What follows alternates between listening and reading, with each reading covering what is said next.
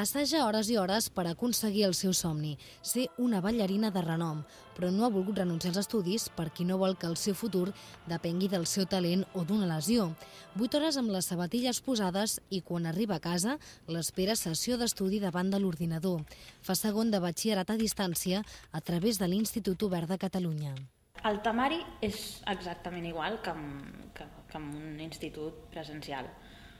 El que passa que has de tenir més força de voluntat per poder-t'hi posar, perquè ningú t'obliga a entregar els treballs, ningú t'obliga a res. És simplement tu que ho has de fer i ja està.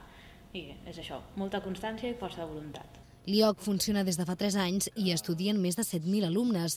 Les matèries es donen a través d'internet i en alguns casos es fan pràctiques presencials durant el cap de setmana.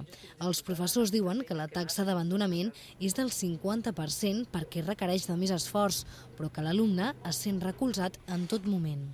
Avui mateix acabo de corregir una tasca feta per un alumne que me l'havia contestat i en qüestió de minuts li he tornat a demanar més perquè l'havia fet una sèrie d'errors una miqueta en funció de la quantitat de feina que tinguis en aquell moment. No es veuen com a substituts del batxillerat nocturn i, de fet, no comulguen amb la decisió de la Conselleria de suprimir la meitat de centres que el donen. El conseller segueix fent oïdes sordes i manté que l'oferta de places serà la mateixa, però més concentrada.